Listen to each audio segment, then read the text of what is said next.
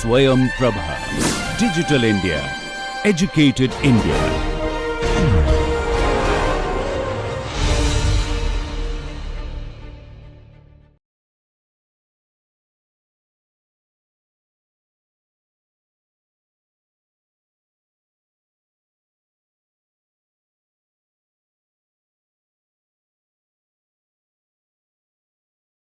Hello students, welcome to this lecture on approaches to the study of foreign policy. Today we'll explore different ways scholars and analysts examine how countries make their foreign policy decisions. We'll begin by understanding what we mean by an approach in foreign policy analysis. Then we will look at traditional and modern approaches and examine specific frameworks like idealism, realism, liberalism, and Marxism. We'll also study decision-making, psychological and bureaucratic approaches, along with systems and comparative methods. Finally, we'll discuss how domestic factors influence foreign policy and evaluate the relevance and limitations of these various approaches. An approach in foreign policy analysis is basically a way of looking at and explaining why countries behave the way they do in international politics. It provides us with a framework or a lens through which we can understand foreign policy actions. Different approaches focus on different factors and variables. The important thing to remember is that no single approach can explain everything about foreign policy. Each approach has or offers unique insights, and often we need to use multiple approaches together to get a complete picture. Traditional approach to foreign policy emerged before the Second World War. These approaches are mainly focused on legal, historical, and institutional aspects of international relations. They were primarily descriptive in nature, meaning they described what happened rather than analyzing why it happened. Traditional approaches emphasized studying diplomatic history and the relations between great powers. Scholars using these approaches did not use scientific methods or try to build general theories. Instead, they relied on historical narratives and legal analysis. We can have many examples like diplomatic history approach, which looked at diplomatic documents, and the legal institutional approach, which examined international law and organizations. These approaches laid foundation for later developments in foreign policy studies. Modern approach evolved after the Second World War as the scholars wanted more scientific and systematic ways to study international relations. These approaches emphasize using scientific methods, building theories, and conducting empirical research with data. They try to be analytical rather than just descriptive. Modern approaches often use quantitative data and comparative methods to test their ideas across different countries and situations. They are interdisciplinary, drawing insights from psychology, economics, sociology, and other fields. For example, systems approach, decision-making approach, and behavioral approach. These modern approaches seek to develop general theories that can explain and predict foreign policy behavior. They represent a major shift in how scholars study foreign policy. The idealist approach believes that a peaceful world is possible through cooperation in international institutions. They think that human nature is essentially good and that people can work together to solve problems. They consider war to be an unfortunate aberration that can be eliminated through proper institutions and laws. The approach places great emphasis on international law, morality, and international organization. This approach became very prominent after the First World War, especially with the creation of League of Nations. Woodrow Wilson, the American president, and Norman Angell, a British scholar, were key thinkers in the idealist tradition. They believed that spreading democracy and creating international institutions could prevent future wars. Now let us look at the core principles of idealism. This approach rests on several core principles that guide its understanding of international relations. First, idealists believe that international cooperation is both possible and desirable among nations. They advocate for collective security arrangements where countries work together to prevent aggression. They also believe that democracy and self-determination promote peace because democratic countries are less likely to fight each other. International organizations like United Nations can help manage conflicts peacefully. Idealists also think that education and public opinion can change how states behave by spreading values of peace and cooperation. Finally, moral principles should guide foreign policy rather than just narrow self-interest. These principles reflect an optimistic view of human nature and international politics. The realist approach offers a very different perspective on IR, focusing on power and national interest as the key drivers of foreign policy. Realists argue that states are the most important actors in international politics and the international system is anarchic, meaning that there is no central authority above states to enforce rules. In this anarchic world, power becomes the main currency that states use to pursue their interests. States are primarily concerned with their survival and security, so they pursue their national interest, which is usually defined in terms of power. Hence, Morgenthau and E.H. Carr are famous realist thinkers who developed these ideas. Realists are skeptical about international law and morality, believing these have limited influence on state behavior. Realism is based on several fundamental principles about how international politics works. First, realists believe that human nature is inherently selfish and aggressive. That means conflict is something natural. The balance of power is essential for maintaining stability because no single state should become too powerful. Morality plays a limited role in foreign policy decisions because survival and security are more important. States seek to maximize their power and security through various means, including military strength and alliances. International law and institutions have limited effectiveness because there is no higher authority to enforce them. Finally, self-help is the primary means of survival in the anarchic international system.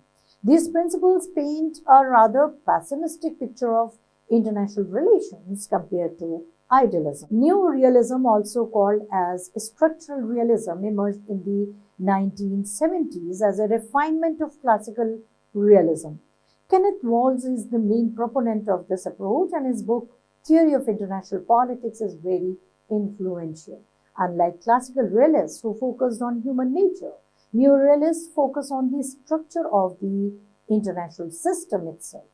According to new realists, the anarchic structure of the system forces states to be self-reliant and concerned about their security. The distribution of power capabilities among states determines how they will behave. Interestingly, new realists argue that states are security maximizers rather than power maximizers, meaning they want enough power to be secure but not necessarily to dominate everyone else.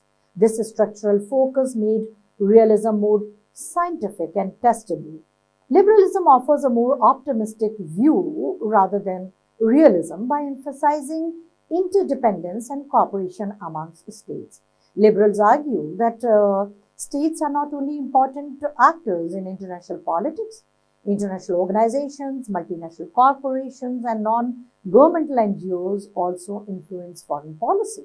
Economic interdependence through trade and investment promotes peace because countries that trade with each other have incentives not to fight. Liberals also point to the democratic peace theory, which suggests that democratic states are less likely to go to war with each other. International institutions like the World Trade Organization and United Nations facilitate cooperation by providing forums for negotiations and reducing uncertainty. Non-state actors play increasingly significant roles in shaping international outcomes. The liberal approach thus sees more possibility for cooperation than realism does.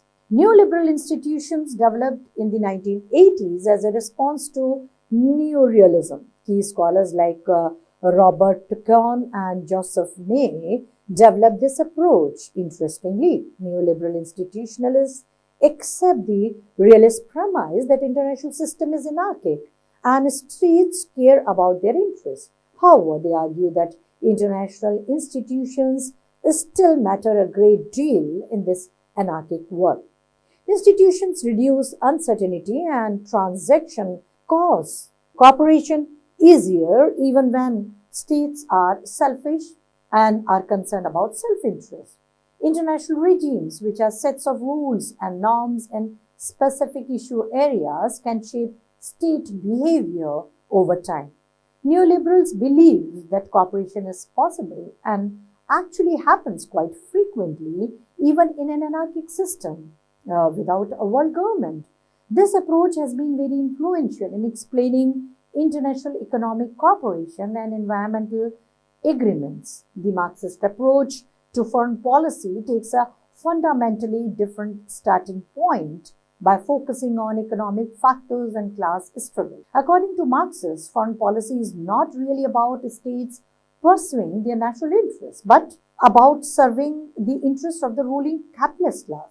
Imperialism and colonial expansions are driven by capitalism's need to find new markets and resources. International relations essentially reflect global class conflict between the capitalist and the working class. Economic structures like who owns the means of production determines political superstructures, including foreign policy. Lenin and Rosa Luxemburg were important Marxist thinkers who analyzed imperialism and international politics. The Marxist approach highlights how economic power shapes political outcomes in international relations. This economic focus distinguishes Marxism from other approaches that we have discussed.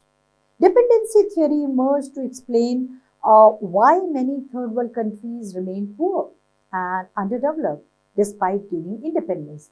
This theory argues that core countries, which are the developed industrial nations, systematically exploit peripheral countries in the developing world. The international economic system is structured to maintain inequality between the rich north and the poor south. The foreign policy of developing countries is severely constrained by their economic dependency on developed countries. Economic dependency often leads to political dependency as well, limiting the autonomy of poor countries. Raul Prebic from Argentina and Andre Gunder Frank were key scholars who developed a dependency theory. This approach was particularly influential in Latin America and other developing regions.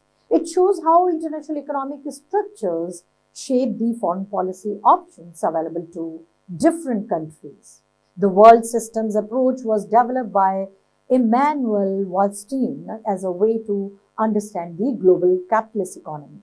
According to this approach, the global economy is divided into three zones. Core states are the most developed and powerful, and they dominate and exploit peripheral states which are the least developed. Semi-peripheral states have mixed characteristics and fall somewhere in between. A country's foreign policy reflects its position in this world system. Core countries pursue policies to maintain their dominance and hegemony, while peripheral countries struggle for development. Wallstein argues that this capitalist world economy has existed since the 16th century and has shaped international relations ever since. This approach provides a long-term historical perspective on global inequality and power relations.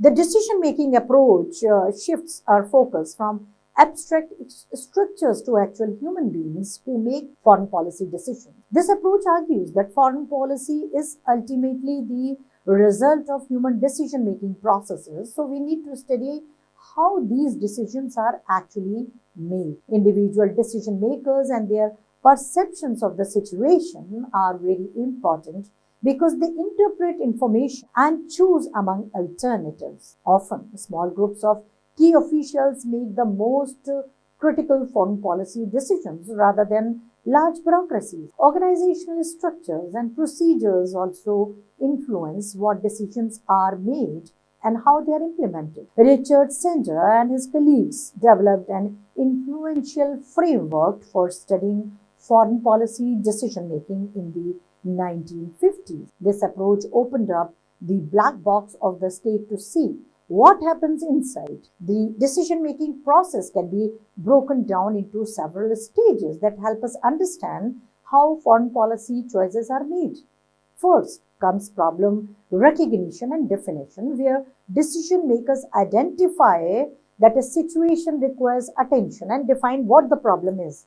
Then there is information gathering and assessment, where relevant data is collected and analyzed.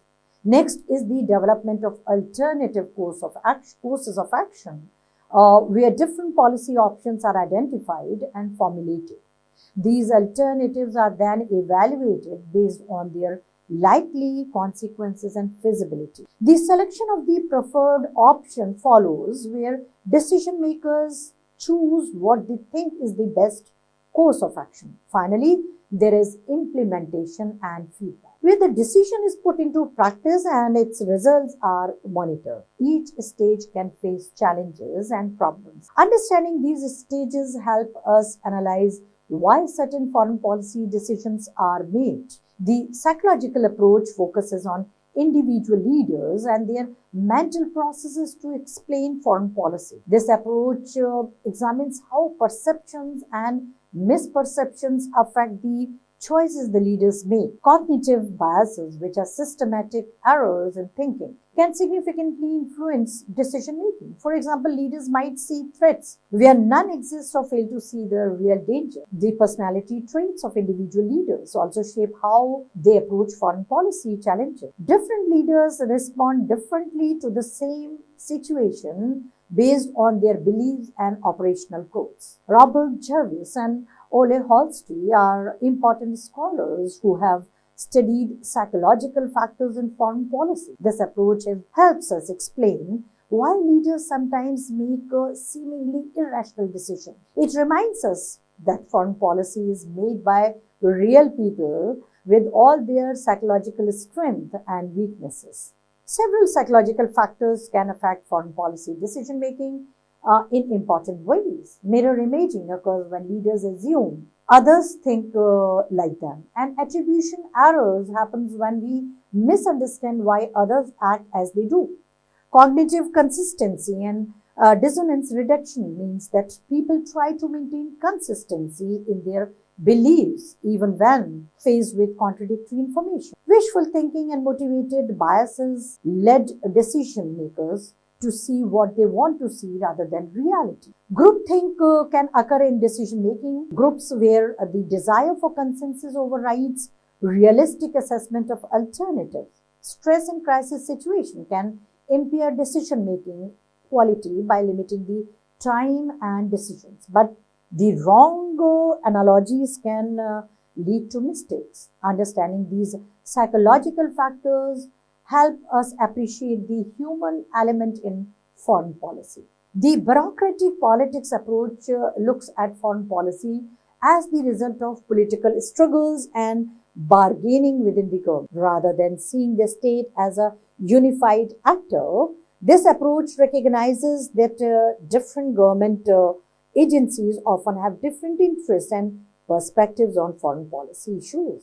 The Ministry of Defense might have different priorities than the Ministry of Finance. For example, there's a famous principle that says where you stand depends on where you sit, meaning that officials' positions on issues reflect their organizational roles. Foreign policy outcomes result from compromise and coalition building among these different actors within the government.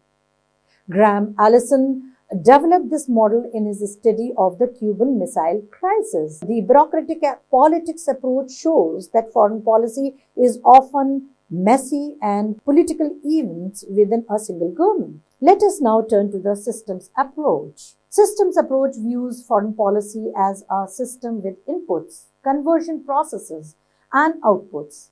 The external international environment provides inputs to the foreign policy system in the form of challenges, opportunities, and constraints.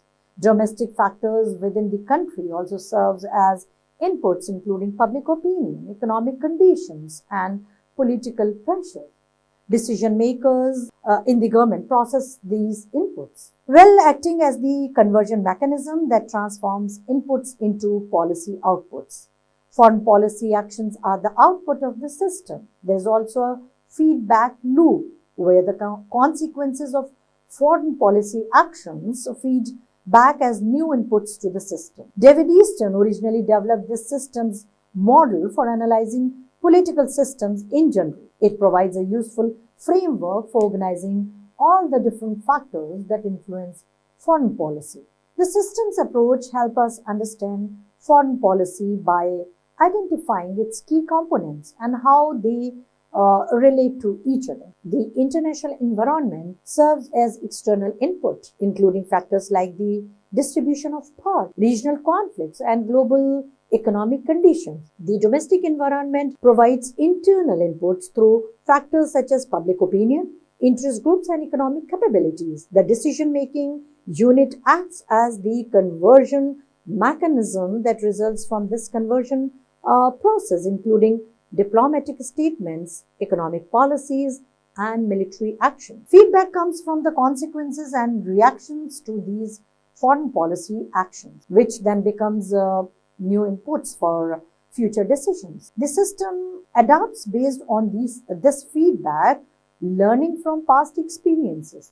This systematic way of thinking helps us see how different factors connect to produce foreign policy outcomes. The comparative foreign policy approach takes a scientific approach by studying the foreign policies of multiple countries to identify patterns and develop general theories rather than focusing on just one country. This approach systematically compares foreign policy across different countries. The goal is to identify what factors explain similarities and differences in foreign policy behavior. This approach uses systematic comparison methods to build and test theories about foreign policy. It focuses on both similarities and differences across cases to understand what variables matters most. The comparative approach emphasizes significant scientific methods and often uses quantitative data to test hypotheses. James Rachana was a leading figure in developing comparative foreign policy studies in the 1960s and 70s. This approach moved foreign policy analysis towards being more of a science. The comparative foreign policy approach has several ambitious goals that distinguish it from other approaches. The main goal is to develop general theories of foreign policy behavior that apply across different countries and situations. Scholars want to identify key variables that explain why countries make certain foreign policy choices. They test hypotheses across multiple countries to see if their theories hold up in different contexts. The approach aims to move beyond single country case studies towards broader generalization. Creating large database to foreign policy events allows for systematic statistical analysis. Ultimately, the goal is to predict foreign policy behaviors based on identical patterns and variables. These scientific ambitions reflect the influence of behavioral approach in political science. However, achieving these goals has proven challenging because every country's foreign policy has unique aspects. Geographical factors have always played an important role in shaping a country's foreign policy. A country's location determines who its neighbors are and therefore who might be potential threats or allies. The size of a country affects its power capabilities and the resources it can mobilize for foreign policy. Climate influences economic activities and can also affect military operations and strategy. Natural resources like oil, minerals, and fertile land shape a country's economic interests and foreign policy priorities. Topography, including mountains, rivers, and deserts, affect defense capabilities and strategic planning. Access to the sea provides important advantages for trade and allows countries to develop naval power. These geographical factors are relatively permanent and create long-term constraints and opportunities for foreign policy. Countries must work within their geographical realities when even as other factors change. Economic factors are crucial in determining what foreign policies a country can pursue and what its interests are. Economic strength determines a country's capacity to conduct an active foreign policy because foreign policy activities require financial resources. Trade interests heavily influence relations with other countries because countries want to maintain access to markets and resources. Developing countries often focus more on economic development and aid, while developed countries might focus on maintaining their economic advantages. Access to markets and natural resources shapes foreign policy goals and alliances in significant ways. Economic dependencies can create constraints on foreign policy freedom because countries may need to maintain good relations with their trade partners or creditors. Industrial capacity also supports military power, which is important for security policy.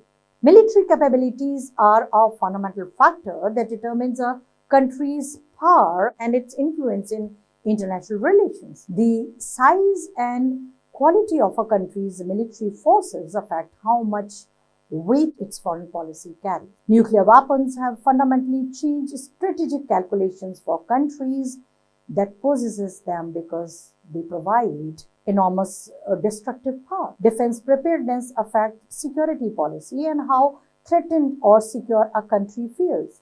Military alliances also play an important role because they provide security guarantees and influence a country's foreign policy.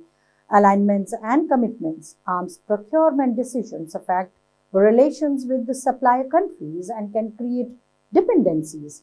Military doctrine, meaning how a country plans to use its military forces, shapes its strategic orientation and foreign policy approach. Countries with strong militaries often have more foreign policy options rather in comparison to the countries with weak militaries. However, military power alone does not determine all foreign policy outcomes. The type of political system a country has significant influences on its foreign policy style and priorities. Democratic systems tend to have more transparent decision-making processes with multiple actors involved, including legislature and public opinion. Authoritarian systems typically concentrate foreign policy power in the hands of a small elite or even a single leader.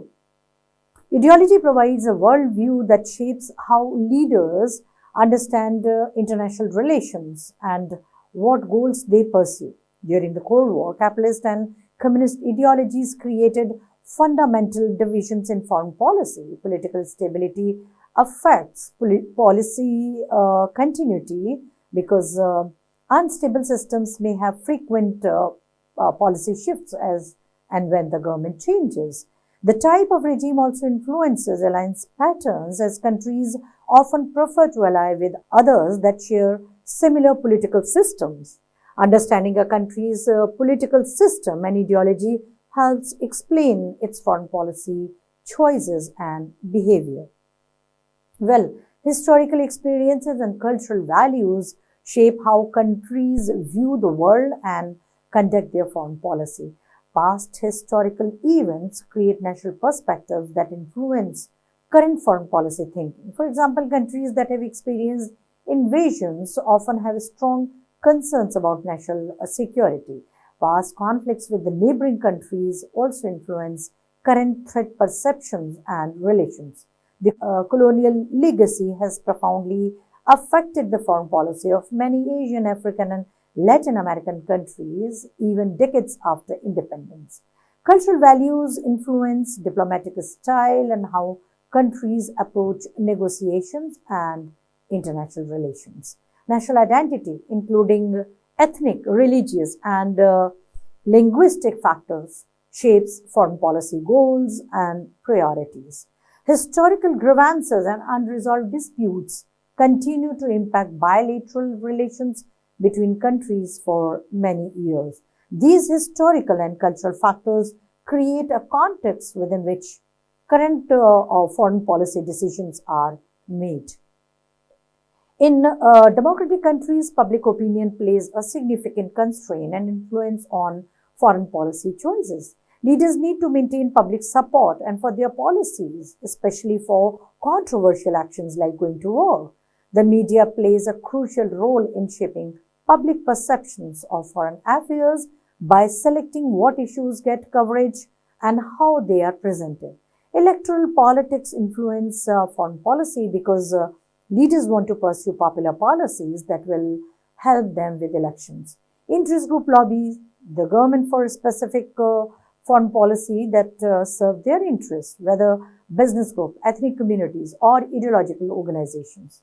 Nationalism can strongly affect popular support for foreign policies, making some actions politically impossible, even if they might be strategically wise. Social media has created new channels of influence and made it easier for citizens to express their views on foreign policy and even get information on every issue. However, the influence of public opinion varies across countries depending on the political system and depending upon how enlightened and informed community do they have. Individual leaders can have a significant impact on shaping their country's foreign policy decisions. A leader's personal beliefs, values, and experiences matter in how they approach foreign policy challenges. Different leaders facing the same situation might make very different choices based on their own personalities and their perception of the world issues or depending on their world views. Leadership style affects decision-making processes, with some leaders preferring to centralize decisions while others delegate more. Charismatic or strong leaders can sometimes transform their country's foreign policy in dramatic ways. The advisory system that a leader creates influences what information they receive and what policy opinions are considered. When leadership changes through succession or regime change, foreign policy often makes a shift. However, leaders are also constrained by structural factors, institutions, and domestic politics. The impact of individual leaders varies depending upon the political system and the circumstances. Well, the role of domestic factors is also very crucial in explaining foreign policy behavior and not just the international factors. Two-level game theory developed by Robert Putnam explains how leaders must simultaneously satisfy both domestic and international audiences. Leaders negotiate not just with other countries but also with the domestic constituencies who may have different preferences. Often domestic political considerations override purely international strategic considerations in foreign policy decisions. Economic crises at home force governments to adjust their foreign policy priorities and may limit what they can do internationally. The survival of the regime or government can become the primary foreign policy priorities when leaders face domestic challenges. Understanding domestic politics is therefore essential for explaining foreign policy outcomes, and in most of the cases, foreign policy is nothing but an extension of domestic policies or domestic politics. The line between domestic and foreign policy has become increasingly blurred in our interconnected world. Well, globalization has fundamentally changed the context in which foreign policy is made by increasing interdependence amongst the states. Economic integration through trade, investment, and financial flows affects the policy autonomy that governments have. Countries are now much more connected to the global economy than they were in the past. Non-state actors, including MNCs, international NGOs, and terrorist groups have gained significant influence in global affairs. Transnational issues like climate change, pandemics, and terrorism requires cooperative global responses, and that no single country can handle these alone. Information technology has transformed how diplomacy is conducted and how quickly information spreads globally. Global governance structures and international institutions increasingly constrain what states can do and shape and how can they shape their behavior. However, globalization also creates new opportunities for countries to pursue their interest through international cooperation. So understanding globalization is very, very essential to analyze contemporary foreign policy. The idealist approach continues to have relevance in today's world despite criticisms. International institutions like United Nations, World Bank and WTO continue to play important role in managing global issues. Human rights and democracy promotion remain stated foreign policy goals for many countries or for the world, at least apparently. Especially when we talk about Western democracies, though it is often used as a tool in the garb of which states pursue their own national interests. But nevertheless, even as an ideology, they continue to remain very, very important. International law provides a framework for cooperation and dispute resolution, even if enforcement is sometimes weak. Collective criticism, shaming, etc. are important tools to get international law obeyed by the member countries. Collective security is still attempted through alliances like NATO and regional organizations. Humanitarian interventions in places like Kosovo and Libya reflect idealist values about protecting and promoting human rights. However, critics argue that idealism remains naive about the realities of power politics in international relations. The approach may overestimate the willingness of states to cooperate and underestimate the role of self-interest. Despite all these criticisms, idealist ideas continue to influence foreign policy debates. The realist approach remains highly relevant for understanding much of contemporary international politics and international relations. Power competition continues to be a central feature of international politics, as we have seen in rivalries between major superpowers or major powers. National interest defined in terms of security and power remains central to how most of the countries conduct their foreign policy. Military force still matters a great deal in world politics, despite hopes that it would become less important if not redundant. Balance of power dynamics persists as countries respond to the rise of new powers by forming coalitions and building up their own capabilities. The current great power rivalry between the United States and China exemplifies realist predictions about how rising powers challenge established ones. However, critics argue that realism ignores the significant cooperation that occurs through international institutions and economic interdependence. Realism may also underestimate the importance of ideas, norms, and non-state actors in shaping outcomes. Liberal approach has strong relevance in understanding today's globalized and interconnected world. Economic interdependence has deepened tremendously through globalization, trade agreements, and integrated supply chain. Democratic peace theory finds empirical support in the observation that established democracies rarely, if ever, go to war with each other. International institutions like the European Union, WTO, and various international regimes facilitate cooperation on many issues.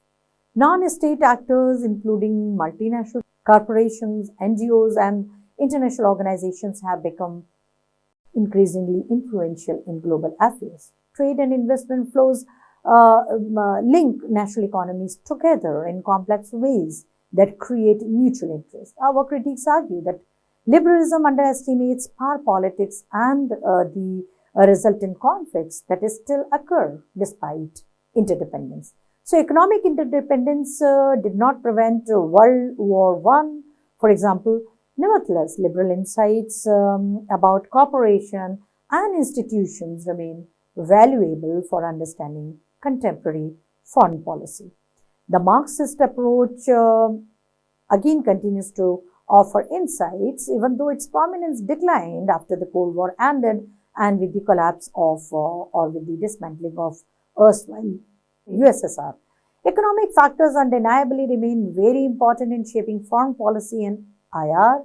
Global capitalism and the spread of market economies have fundamentally shaped the contemporary international system. The north-south divide between rich and poor countries persists in the global economy, and the way it changed the Cold War equations from east versus west to north versus south still prevail. It is still persistent in the global economy despite development progress in many regions.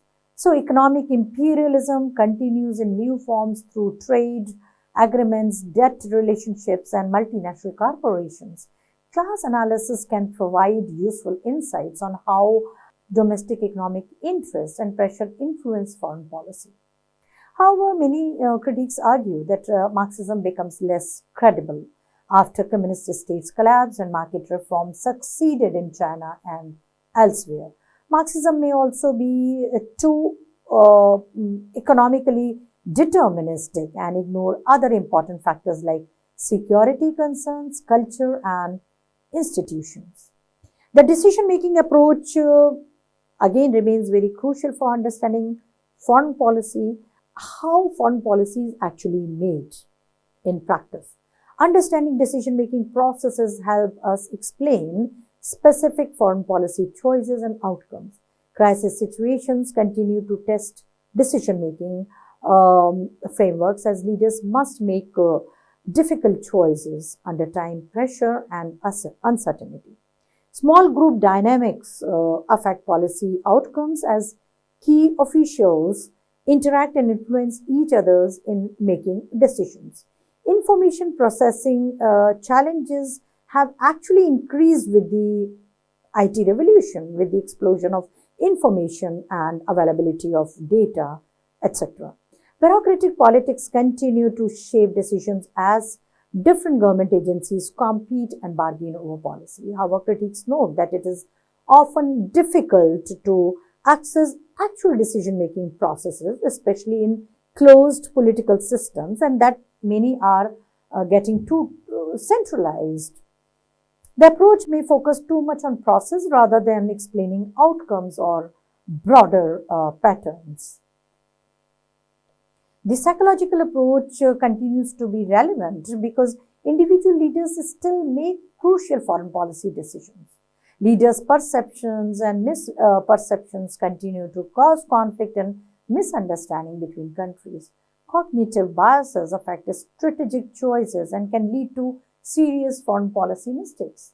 Personality analysis help us understand and sometimes predict how specific leaders will behave in different situations. A leader's image and reputation influence how their diplomatic initiatives are received by other countries.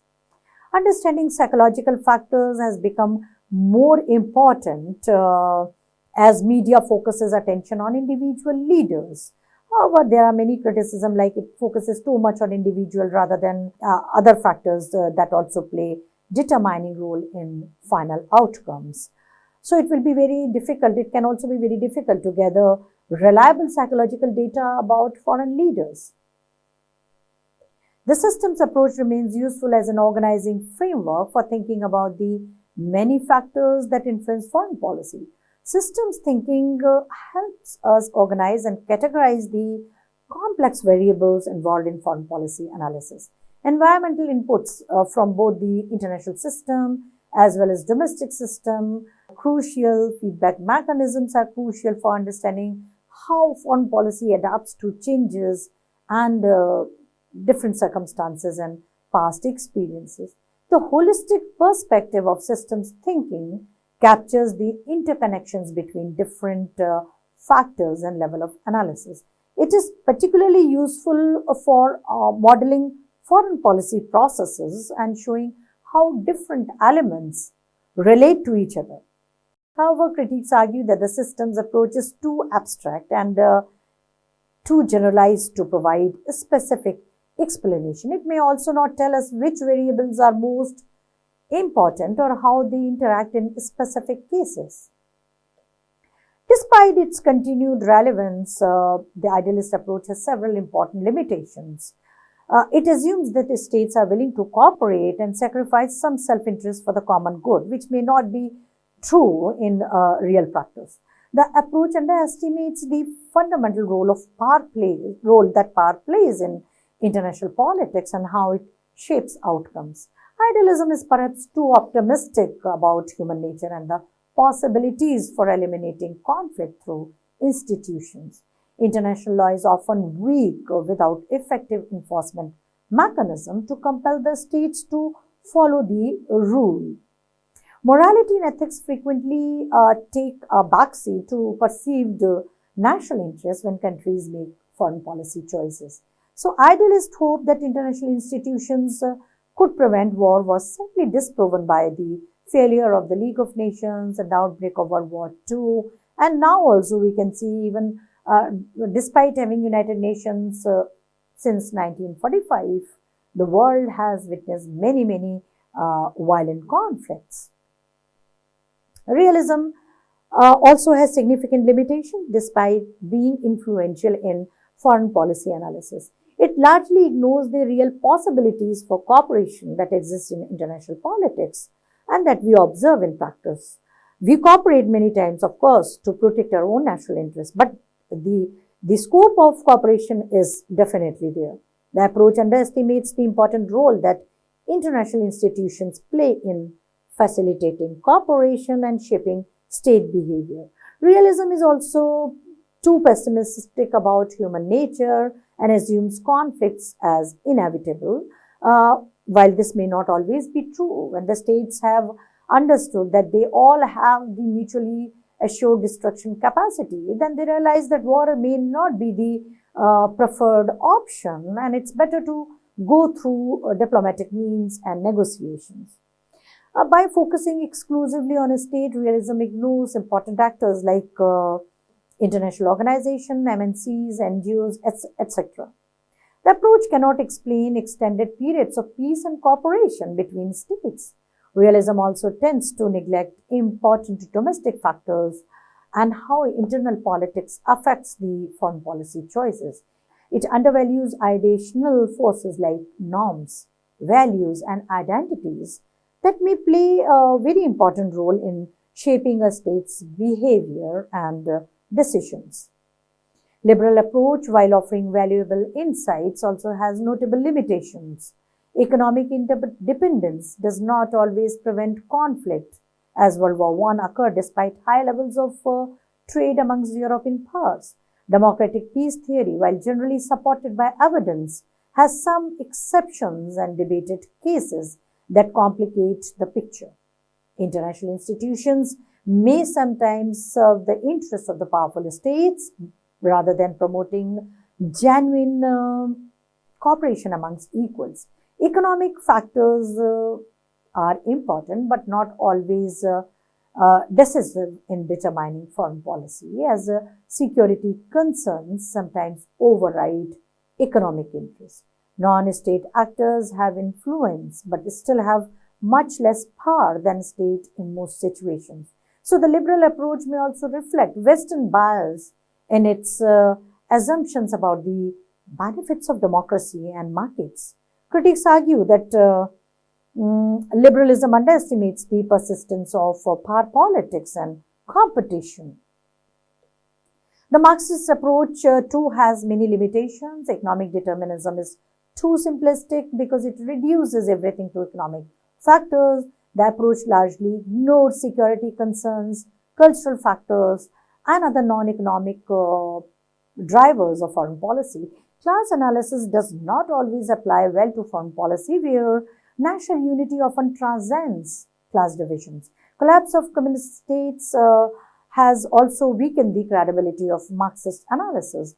Marxism cannot easily explain cooperation among capitalist states or why they do not always fight each other for markets. The approach is too focused on exploitation and conflict while underestimating possibilities of mutually benefit cooperation. Since the end of Cold War, Marxist approach has become less prominent in mainstream foreign policy analysis.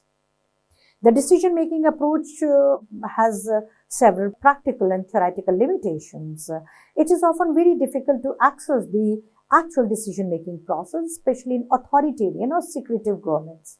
Nowadays, we are more towards centralization. We are having two centralized governments, and it may not be very easy to get into what actually is facilitating a particular decision in foreign policy. The approach may focus too much on the process of how decisions are made rather than explaining the actual outcomes or pattern. Gathering reliable data is also challenging because governments rarely reveal all the details.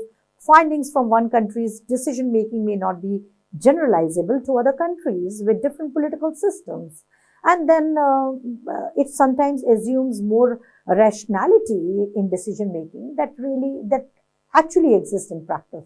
It may neglect important structural constraints that limit what decision makers can actually choose regardless of their preferences. The focus on individual decision may also miss broader patterns and trends in foreign policy over time. The psychological approach has significant limitations because measuring psychological variables like personality traits, beliefs, and perceptions is methodologically very difficult and often unreliable. A leader's personality may not always determine policy because institutional constraints and advisors also shape decisions. A leader's personality may not always determine policy because institutional constraints and advisors also shape decisions. Structural factors in the international system often matter more than individual psychology in explaining foreign policy patterns. It is very hard to generalize from individual psychological case studies to develop broader theories of foreign policy. The approach often has limited predictive power because we cannot always know how a leader will react to new situation. Accessing reliable psychological information about any leader is also practically very difficult. The systems approach, while is a useful framework, it too has several limitations that restrict its explanatory power. Approach is often criticized for being too abstract and general without providing specific explanations for particular foreign policy outcome. It is difficult to operationalize the concepts and actually measure inputs, conversion processes, and outputs in practice. Conversion processes often remain a black box where we do not really understand what happens inside. The systems approach does not specify which variables or inputs are more important in determining foreign policy. It has a relatively limited explanatory power compared to other approaches because it describes a structure without explaining causation. The approach works better as an organizing framework for categorizing factors rather than as a full explanatory theory. Given that each approach has both strengths and limitations, we can see that no single approach can explain all foreign policy behaviors. Different approaches highlight different, important aspects of foreign policy making, whether power, economic institutions, or psychology. Using multiple approaches eclectically allows us to benefit from the insights of each while compensating for their individual weaknesses. Combining approaches provide a more comprehensive understanding than relying on just one perspective. The appropriate level of analysis and theoretical approach should be specific research questions being asked. Some questions are best answered at the individual level, while others require system-level analysis. Theoretical pluralism enriches foreign policy analysis by bringing diverse perspectives and methods to bear on complex problems. Studying different approaches to foreign policy is extremely important for several reasons. These approaches provide systematic frameworks that help us analyze and make sense of complex foreign policy behaviors. They help us understand why countries behave the way they do in international relations and what factors influence their choices. Approaches enable meaningful comparison across different countries and different time periods by providing common analytical frameworks. They guide our research by helping us identify important variables and relationships to investigate, prove our ability to predict how countries might act in future situations. For students of international relations and for practitioners working in foreign policy, knowledge of these approaches is absolutely essential. They provide the theoretical foundations for both academic analysis and practical policy work. Familiarity with multiple approaches makes us better analysts and more sophisticated thinkers. Foreign policy analysis continues to evolve with several important contemporary trends that we should be aware of. There is increased focus on the linkages between domestic politics and international relations. The growing importance of non-state actors from MNCs to terrorist groups is receiving more attention. Scholars are paying more attention to identity and cultural factors in shaping foreign policy beyond just material interests. The role of gender in foreign policy analysis is increasingly recognized as important but long neglected. The impact of new technologies, especially social media and cyber capabilities, is transforming how diplomacy is conducted. Environmental and climate issues have become major foreign policy concerns that cut across international categories, traditional categories. These trends reflect how the world is changing and how foreign policy analysis must adapt to understand contemporary realities. As we conclude this lecture, let us recap the key points we have covered today. We have seen that foreign policy can be studied through multiple theoretical approaches, each offering unique insights and perspectives. Traditional approaches were mainly descriptive, while modern approaches are more analytical and scientific. Idealism, realism, and liberalism offer fundamentally different worldviews about international relations and the possibilities for cooperation versus conflict. Decision-making and psychological approaches focus on individual leaders and small groups who make foreign policy choices. Marxist and dependency theories emphasize economic structures and global inequality. Systems and comparative approaches provide framework for organizing analysis. All approaches have important limitations, which means we need to use them together rather than relying on just one approach or just one way to look upon foreign policy. Understanding these different approaches is essential for anyone who want to comprehensively analyze foreign policy in our complex world. Thank you for your attention. Thank you.